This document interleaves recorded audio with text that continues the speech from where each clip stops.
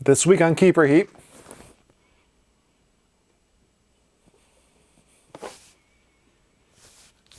Did I get the black one?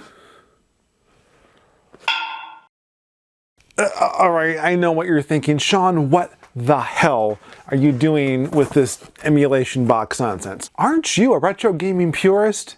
Yes, I am. And this is the thing that's going to allow me to continue to be a retro gaming purist and keep up with the march of technology. In my spare time, sure, I can play my cartridge games on my CRT back there. But for you guys, the quasi-paying audience, I have other considerations. Video quality, live streaming, video capture.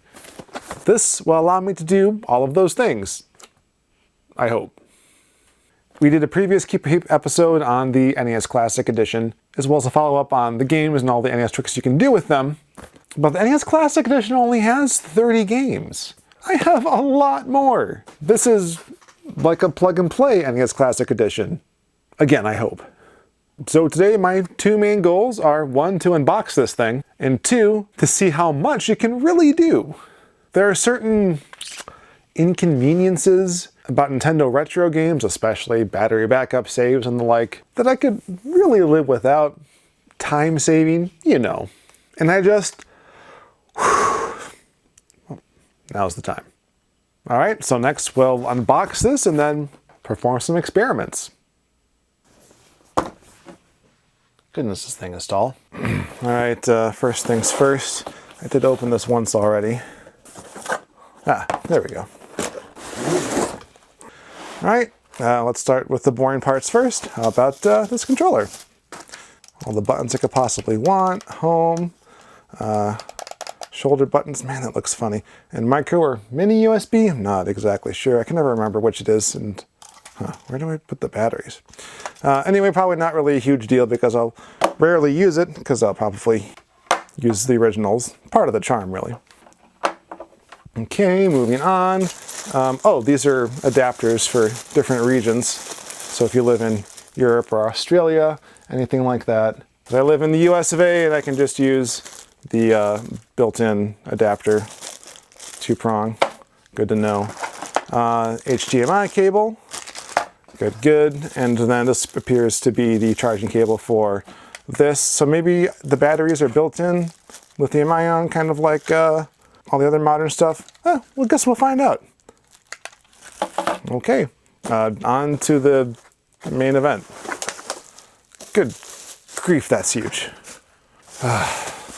Okay, and this is where the RetroN 5 gets its name. This is the Genesis slot, Super NES or Super Famicom, NES, and Famicom. And then right in the front there, the Game Boy Advance slot. Power button, ports on each side. So we have, this is the Genesis style controller, NES and Super NES, and as a point of pride, I'll probably try to find a way to keep these forever. Alright, looks like the controller stows in here. Alright, probably just stay there forever. Okay. That's probably pretty much it for the unboxing, and I'm just going to have to try each one of these out. Now, I'm not... Ooh, that is a bouncy fit. Goodness. I'm probably not supposed to put all these games in at the same time, but allegedly, if I understand how this works correctly, it really shouldn't matter. I should be able to pick it from a menu. And these games are all hints, really, at things that I'm planning on doing. Now, here's the question. Is it this way? Oh, I got it right in one. All right, on to the games. Uh-oh. Okay, just have to hold it down longer. Whew. All right, here's the RetroN 5 turned on. I have the controller plugged in and charging as they recommend. I've actually already paired it off camera, and we're ready to go. I actually read the manual, and it said to not have multiple carts inserted at the same time because it might damage the console, so I took them all out off camera as well. Okay, for our first experiment, I've already preloaded the SD card with a bunch of different language packs, and I want to try a Super Famicom game. I got Chrono Trigger here for about 50 yen in Japan in 2011. Haven't really played it much, the language barrier's a bit of a problem, but it's the same game as the one you can get in the States otherwise. So we'll just plug that in.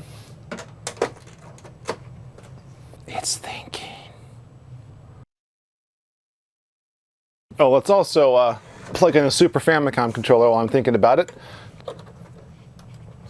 And okay, it's a Super Nintendo controller because the cables are longer, but you get the idea. Next, we need to select the language pack to use. I have them all organized here. Now the game ROM has to reload and get merged with the patch, which is going to invalidate any game saves previously downloaded to the RetroN 5. So if you're planning on doing this, you should fetch them again from the cartridge. And at the bottom here, it indicates that the patch was loaded. Good. Listeners to the podcast might recall, I've tried to play this game many times before on the PlayStation Final Fantasy Collection, and then on the Wii Virtual Console. Maybe this time it'll stick. With the real thing. Oh hey, sure looks like English to me. I'm gonna jump the video ahead with some more dialogue. Yep, animated Zelda tropes at their finest. Okay, let's jump ahead again to test save states. I'll just create one here. Hop outside. Load it again. Whoop, looks like it auto-incremented the state to 1 from state 0. So go back and load that up. Back inside the house. Nice. Alright, that test was pretty baseline. Let's try something a little more interesting. I did a bit of reading, and it turns out that this part in the back here isn't just an interesting caddy to hold this controller, although it is that, but it's also meant for something else. What about certain other Sega accessories, like, say, the power base converter? And this is the point where everyone's like, why is Sean putting up all these promos on the Famicom Dojo channel of old videos? Well, now you know. So apparently, the slot is meant to accommodate the curvature of the power base converter. So that's also why the Genesis slot is as far back as it is. We'll slide this right in. I think that it is a little wobbly, but all right. What game should we try? How about we Wise from our Gwabe?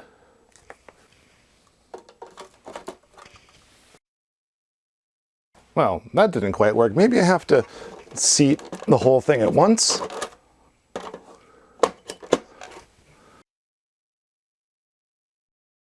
Alright, that's pretty cool. I mean, there was no guarantee that was going to work. What do we call this now? The RetroN 6? I have one more thing I want to test with this.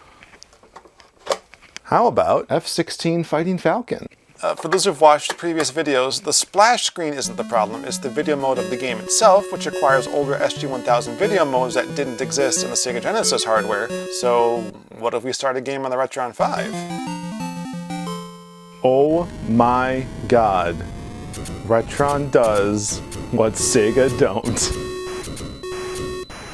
I mean, seriously, I did not expect that to work. Okay, if that works, I wonder.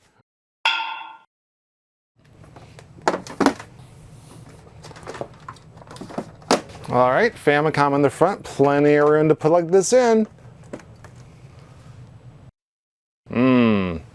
Looking like nothing doing. So notice the disk system isn't on, and that could probably be because the RetroN doesn't have a way to signal to the Famicom disk system that it should turn on, because it remains in an idle state until the Famicom says, hey buddy, let's do a thing. So I plugged it in, it failed to dump the ROM because there's literally no ROM for it to dump. And I was actually curious if this would even work because, well, it might get a ROM. Initially, there's nothing to really copy because it's just like the firmware on this, and then the game would come in later, and I don't think the RetroN would have known what to do with that.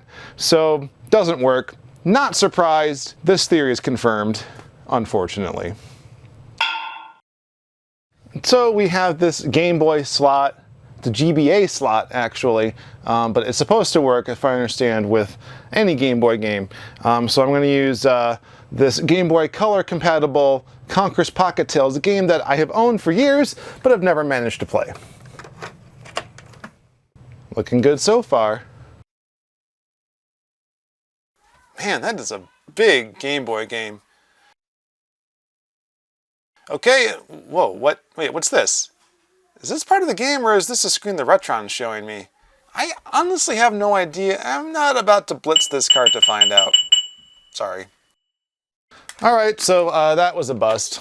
Let's try Game Boy Track and Field instead. Okay, no surprises here.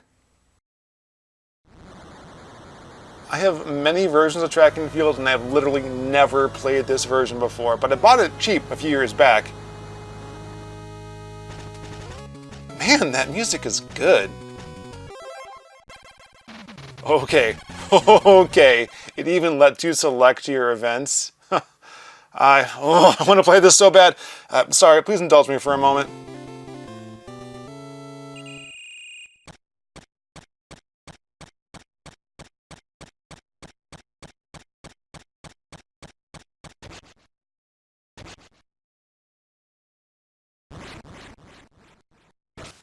Oof, bummer. Okay, we'll have to come back to this one in another video. All right, that was the easy way, but I figured I want to compare and contrast to something like this, the Super Game Boy 2.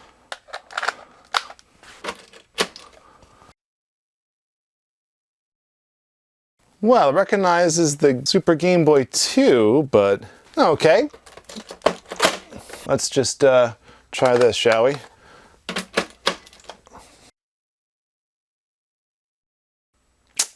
Same thing. Bummer, dude. Okay. So, that was a bust. Well, that's pretty much all I have for the RetroN 5. All the base functionalities there, stuff I expect it to do, save states, and it's got HDMI, so I can definitely do live streaming with it, which is the largest intent, but also using those save states to get through games, capture video, and then make live streams more interesting so I don't have to keep dying and continuing over and over again. So the last thing I want to try shouldn't be any surprise given what we've seen already, but I figured I'd give this a shot since I haven't played this game either. One of the holy grails, Mother. Now, okay, I realize it's not a big deal because this game's been released. The Wii U Virtual Console is Earthbound Beginnings, but I don't own Mother 3, even though it would go right there. So let's just see if this works, shall we? Thanks for watching this episode of Keep or Heap. If you enjoyed, please leave a comment and let us know which retro games you want to see us stream for Pile of Shame Live. Special thanks to Seth Rogen for helping our Duck Hunt video blow up. Man. And please keep enjoying the 16-bit summer. We have lots more coming up, even though it's not summer anymore. So don't forget to subscribe and click on the bell so you're notified of every update. Until next time. Famicom Dojo.